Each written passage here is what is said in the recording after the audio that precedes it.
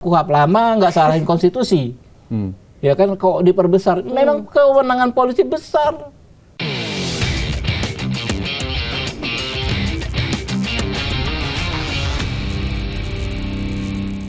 Baru ini kan juga mengatur sejumlah pidana khusus dari mulai pelanggaran HAM berat, terorisme, korupsi, kemudian juga pencucian uang hingga narkotika. Ini kan sebelumnya diatur di undang-undang sektoral sendiri, Pak. Ya. Nah, ini urgensinya memasukkan pidana khusus ke KUHP seperti apa? Kemudian apakah ini nanti juga banyak yang khawatir ini akan ada tumpang tindih? Enggak. Kalau tumpang tindih nggak mungkin kan kita ada harmonisasi juga ya. Harmonisasi itu pasti memang ada pasal-pasal yang diatur di KUHP dan jauh lebih banyak pasal yang diatur di undang-undang sektoral. Ya pasti, ya nggak ada masalah. Jadi kan undang-undang itu kan nggak mungkin satu pidana perbuatan pidana diatur di dua undang-undang. Ini nggak mungkin.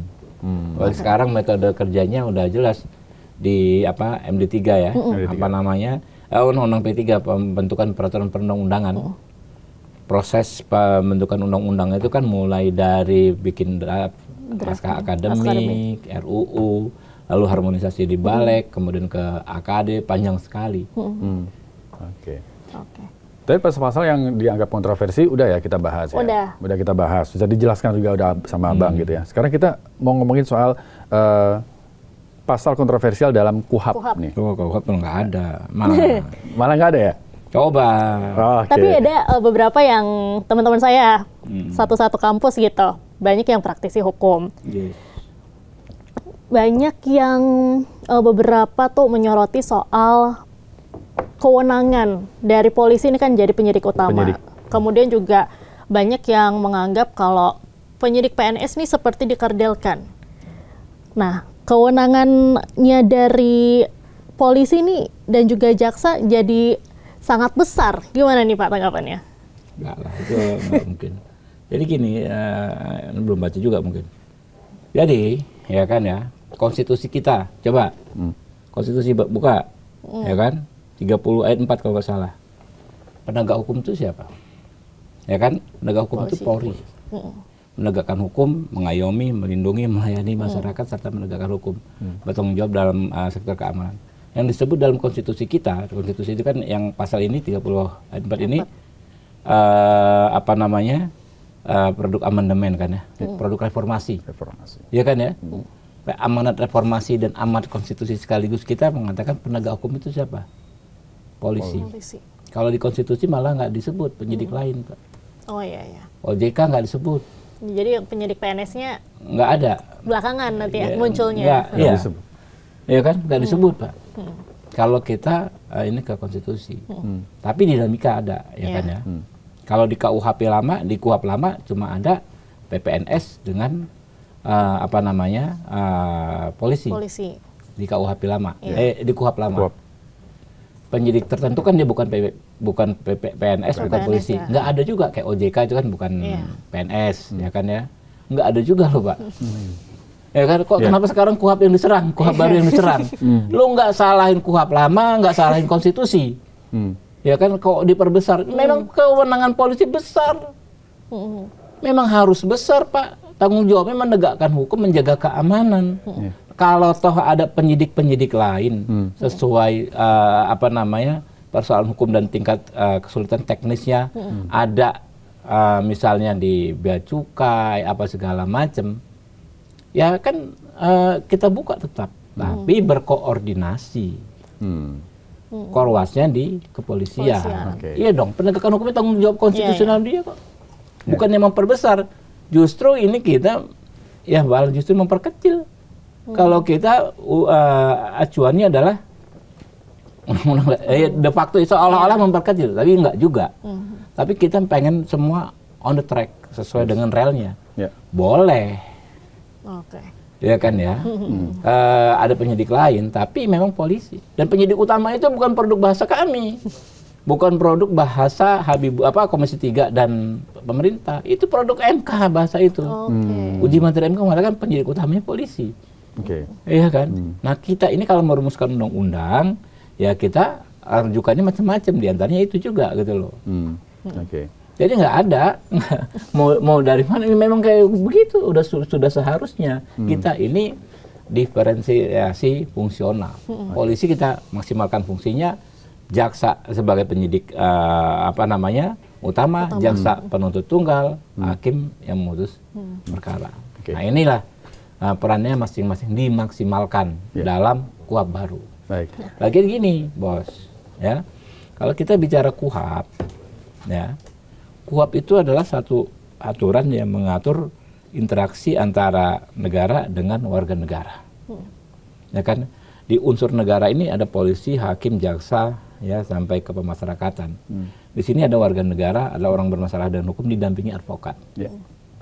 Selama ini situasinya begini. Iya dong. Ya. Dan KUHP lama, ya kan? Orang bermasalah dengan hukum, sudah dia buta hukum, miskin, lemah secara struktural, ya kan, yang berhadapan negara yang superpower. Aparatus negara punya lembaga penahanan, punya petugas, punya segala macam. Ya, susah ketika berinteraksi itu dalam undang KUHP yang lama. Nggak bisa didampingi advokat. Ya, itu sering kejadian. Waktu advokat dampingin nggak bisa ngomong, nggak bisa berekspresi, nggak bisa, hanya tugasnya duduk diam dengar, catat. Ya habislah. Orang yang tidak bersalah menjadi bersalah, orang yang salahnya kecil, gradasi hukumannya jadi berat.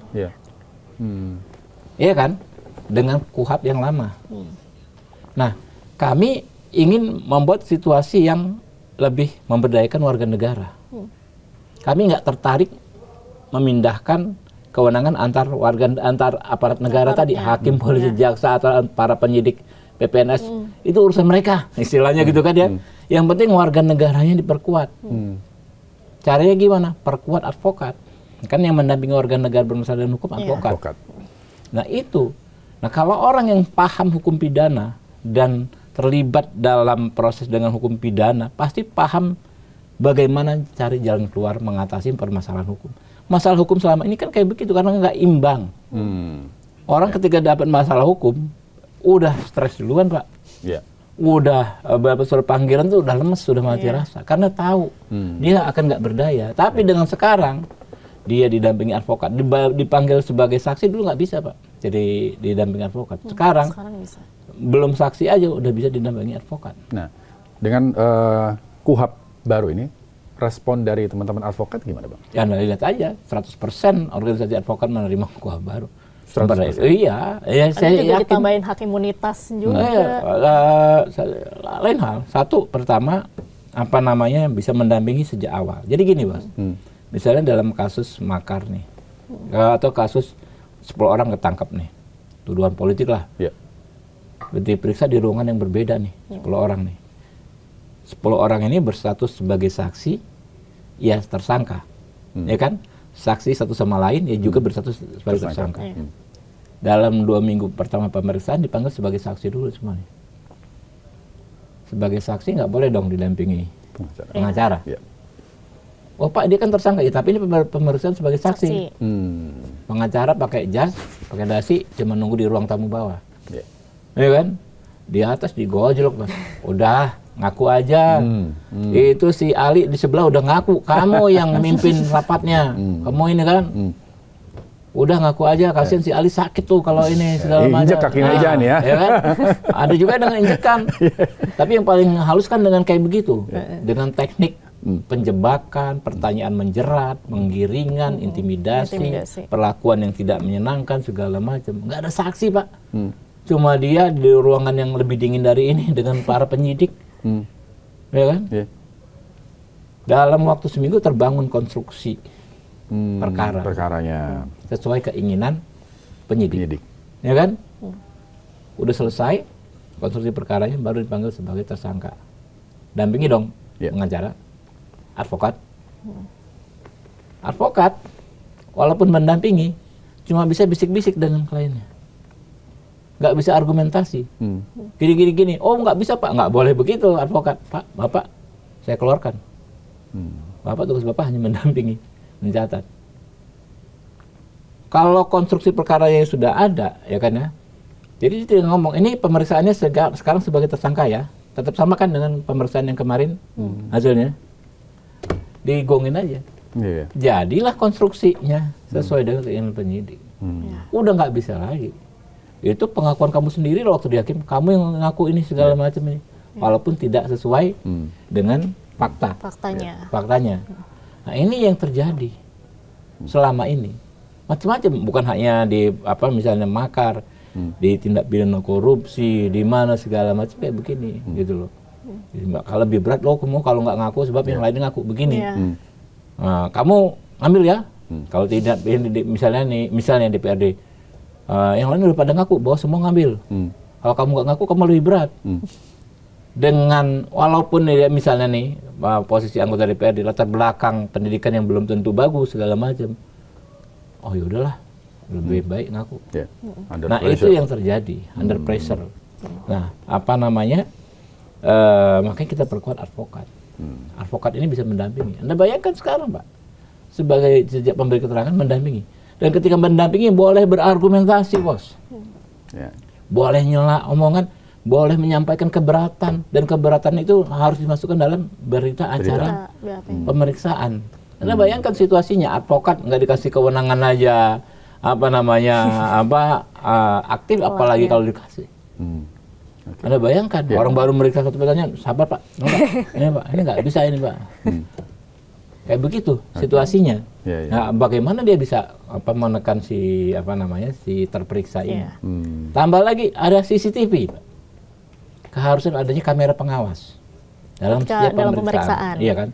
Tambah lagi ada pasal yang mengatur bahwa setiap penyelidik yang melakukan pelanggaran akan bisa dikenakan sanksi etik, administrasi, dan pidana.